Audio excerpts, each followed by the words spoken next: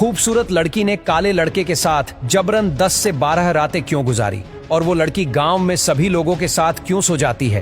क्या उन्हें ऐसा करवाया जाता था या फिर वो खुद ऐसा करती थी? जानने के लिए वीडियो अंत तक जरूर देखें। लिली एक अनाथ ब्रिटिश लड़की है। उसने 12 साल मोरक्को में बिताए और उसके बाद इथियोपिया चली गई।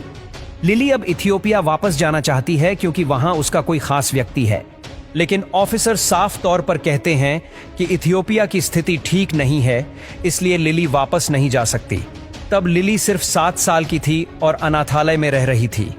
उसके माता पिता अब जीवित नहीं थे। उसे ब्रिटिश नागरिक होने का प्रमाण मिल चुका था, जिससे वह अब ब्रिटेन में रह सकती थी और नौकरी भी कर सकती थी। रेफ्यूजी कैंप में अमीना नाम की एक महिला भी रहती है।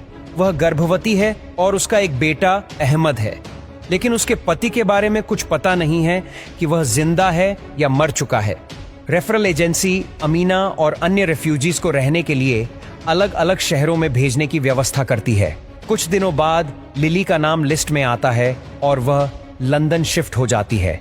वह कुरान पढ़ाने वाली एक टीचर बनना चाहती है, लेकिन कोई भी माता पिता उस पर भरोसा नहीं करते क्योंकि वह ब्रिटिश नागरिक है। फ्लैशबैक में लिली मोरक्को से इथियोपिया आती है। ग्रेट अब्देल के कहने पर उसे नूरिया नाम की महिला के घर में रहने की जगह मिलती है।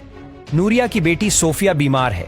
एक दिन उसकी तबीयत बिगड़ने पर लिली और नूरिया उसे अस्पताल ले जाते हैं।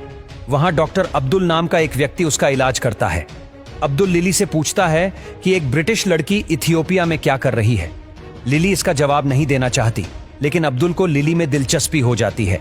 दोनों में दोस्ती होती है और धीरे धीरे वे एक दूसरे के करीब आ जाते हैं। लिली नर्स की नौकरी के लिए इंटरव्यू देती है, लेकिन उसके पास कोई अनुभव नहीं होता। हालांकि वह यह बताती है कि उसे कई भाषाएं आती हैं और उसने 2 साल इथियोपिया में बिताए हैं। यह सुनकर उसे नौकरी मिल जाती है। इसी बीच अमीना को भी कैंप से रिहा कर दिया जाता है, लेकिन जिस महिला के साथ वह रहने आई थी वह अब वहां नहीं रहती। अमीना लिली के साथ रहने लगती है और एक बच्ची को जन्म देती है। उसका नाम सीता रखा जाता है। अमीना लिली को बताती है कि रेफ्यूजी कैंप में सोल्जर्स ने उसका शोषण किया था और सीता उसी का नतीजा है। अमीना के पति यूसुफ का एक लेटर आता है जिसमें वह अपनी फैमिली से मिलने की बात करता है। अमीना को डर है कि यूसुफ सीता को स्वीकार नहीं करेगा। लिली उसे समझाती है कि उसने जो भी किया अपने बेटे को बचाने के लिए किया था। लिली अब भी डॉक्टर अब्दुल की तलाश में है। वह हॉस्पिटल के नोटिस बोर्ड पर अब्दुल के लापता होने का पोस्टर लगा देती है। लिली को एक आदमी से पता चलता है कि अब्दुल को सोल्जर्स ने गोली मार दी थी और मरते वक्त भी वह लिली का नाम ले रहा था। यह सुनकर लिली का दिल टूट जाता है। डॉक्टर रॉबिन, जो लिली का सहकर्मी है, उसे सहारा देने की कोशिश करता है।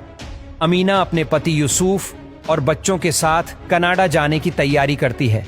जाते वक्त अमीना लिली से वादा करती है कि वह हमेशा उसके संपर्क में रहेगी। लिली अब अकेली रह जाती है, लेकिन वह डॉक्टर अब्दुल की यादों के सहारे जीने का फैसला करती है। वह अपनी पूरी जिंदगी लोगों की सेवा करने और अब्दुल के सपनों को पूरा करने में बिताने का निर्णय लेती है।